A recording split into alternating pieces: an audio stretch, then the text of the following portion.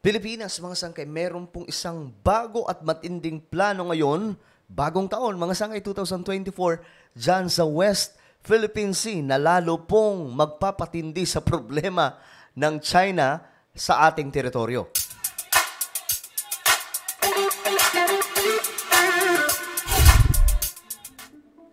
Magandang oras po sa lahat ng mga nanonood dito, especially yung mga solid sangkay, no?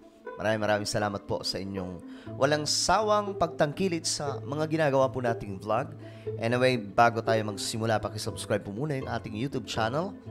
Kung ikaw ay nanonood dito sa Facebook, YouTube, okay? Sa YouTube, i-click mo lamang po yung subscribe button na makikita po sa ibaba. Then click the bell and click all. At kung kayo naman po ay nanonood sa Facebook, huwag niyo pong kailimutan syempre na i-follow ang ating Facebook page. Alright. Ito, mga sangkay, pag-usapan po natin ito ngayon. Mahalaga po itong topic natin dahil patungkol po ito sa Pilipinas, no? If you are a Filipino, dapat alam mo to, itong nangyayari dyan sa West Philippine Sea. Ayon po dito, Philippines to develop West Philippine Sea facilities. So ano kaya ang ibig sabihin na ito? Ito na ba yung tinutukoy natin noon? Yung panawagan po natin noon na, hey, Philippine government, it's time na magpatayo tayo ng mga struktura dyan sa West Philippine Sea. Dahil nga po ang Vietnam and China, patuloy po yung reclamation, nagpapatayo po sila ng mga kung ano-anong mga struktura dyan.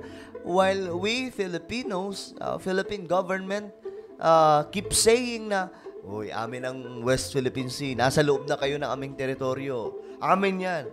Pero wala naman po tayong pinapatayo ng mga naglalakihang na mga pasilidad o mga building dyan. Okay? Hindi po tayo nagde-develop.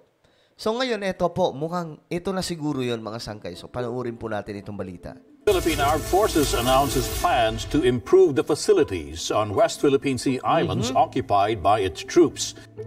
Improve. Ano ba yung klaseng improve to? Ito na ba yun? Ito na ba yung sinasabing magpapatayo po sila ng mga malalaking istruktura dyan?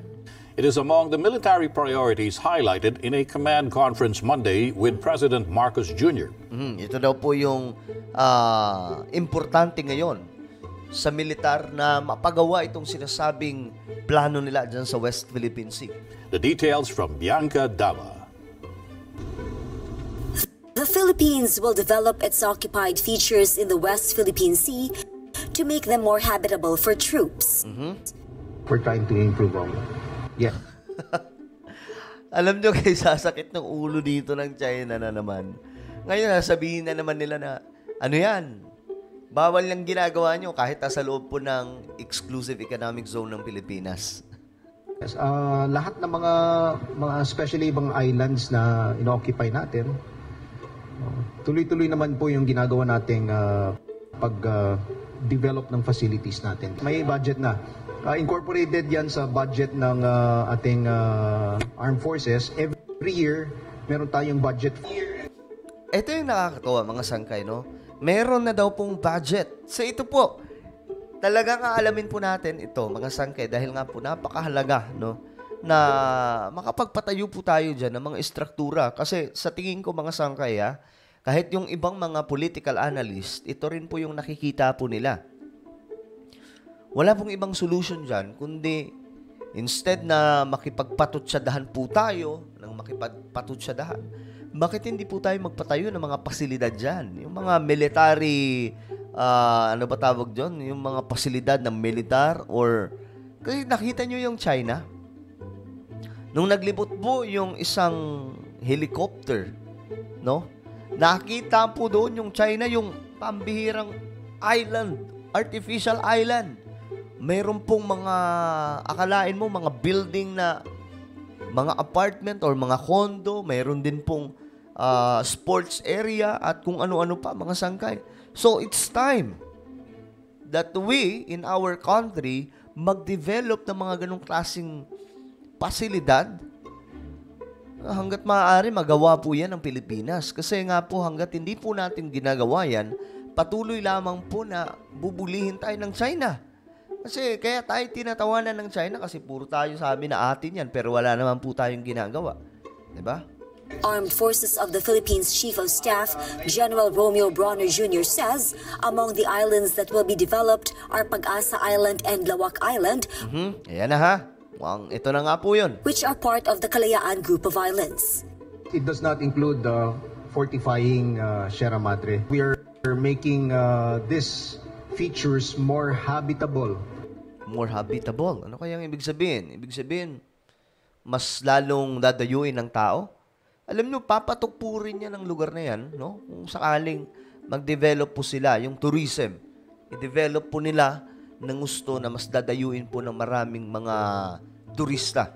For our troops. May mga structures na po tayo doon, living quarters. Kailangan natin na dagdagan pa itong mga ito just to make it livable and habitable. Kasi napakahirap po ng kondisyon ng mga tropa natin dito sa mga features na ito. We're trying to give them some equipment like the desalination machines so that they have water. We also gave them some means for them to communicate also with their families. Alam nyo mga sangge, dapat noon pa po ito ginawa eh. Yung pag-develop. Kasi may militar naman, of course, meron. Pero guys, hindi ganun po kadami. Bakit? Hindi naman po nade-develop yung lugar eh. Unlike nakita nyo yung China mga sangkay, Diyos me, kung makita nyo lang yung kanilang dinevelop na artificial island dyan, mamamangha ka eh. Yung mga istruktura na naglalakihan eh. Talagang ang tindi. While tayong Pilipinas, pambihira, wala. Kung mayroon man, hindi ganun ka-develop. Bronner stressed the move should not receive negative reactions from other countries, explaining it is the AFP's responsibility to take care of its soldiers and improve their living conditions. Tensions between China and the Philippines have heightened in recent months as both sides trade accusations over a series of incidents in the West Philippine Sea. President and Commander-in-Chief Ferdinand Marcos Jr. attended the AFP Command Conference at Camp Aguinaldo in Quezon City on Monday. Marcos directed the AFP to reconfigure its approaches in addressing various threats faced by the country. Nabanggit po ng ating Pangulo that we have to think of new ways of dealing with them, innovative ways, no? That is why we have to really make sure that we study all of this things very carefully so that we come up with the necessary solutions. He also mentioned that when dealing with these threats, it is not enough that we deal it by ourselves. Kailangan po natin ng tulong ng ating mamamayan, no? Invoking the whole of nation approach. Our president mentioned that we also have to gain the support of our international allies and partners. Bronner added, Horizon 3 of the AFP modernization program will focus on the archipelagic defense concept. This means the military will procure more air and sea assets and more raiders. Bianca. Okay. So sana noon pa ito ginawa, no? Mga sangkay, yung pag-develop ng mga facilities dyan sa West Philippine Sea. And I agree, no, na kailangan na po itong gawin sa lalong madaling panahon. This year, no? Kasi kaya lang naman po talaga tayo humantong sa ganito na. Kasi wala naman po tayong... Tingnan nyo yung Vietnam kung mabuli-buli ng China. Hindi po. Hindi po nila gaanong madali yung Vietnam. Why? Pabalagan po sila eh. Yung maraming pong pasilidad dyan. Maraming istruktura na pinatayo ang Vietnam. Parehas po kasing dalawang to. Yung dalawang to, China and Vietnam, parehas po talaga may invasion na ginagawa dyan sa West Philippine Sea. At mas marami po ang Vietnam. That is why itong China hindi makapalag sa Vietnam. Eh kung noon pa po ginawa yan ang Pilipinas, eh di sana hindi po tayo nagkakaproblema ng ganito ngayon. No? So may budget na. Narinig naman po natin, may budget na. Meron na pong gagawin ang military natin. Yun po ang focus nila. Ang pag-improve din po sa mga kagamitan sa sandatahan ng Pilipinas. Andun na lahat. So, susubukan po nating alamin lagi, mga sangka, itong kalagayan ng West Philippine Sea. Okay? Well, ano po ang inyong opinion tungkol po dito? Tingin nyo ba mas lalo pong sasakit ang ulo ng China sa bagong estratehiya ngayon ng Pilipinas dyan sa West Philippine Sea? Just comment down below. And now guys, I invite you. Meron po akong YouTube channel pala. Ito po isang YouTube channel, Sangkay Revelation. Pero meron din po tayo sa Facebook. Pero ito sa YouTube, no, hanapin nyo lamang po Sangkay Revelation. Lalo na po sa mga born again Christians dyan. At kapag nakita nyo na, click the subscribe, click the bell, and click all. Ako na po ay magpapaalam hanggang sa muli. This is me, Sangkay Janjan. Palagi nyo pong tatandaan that Jesus loves you. God bless everyone.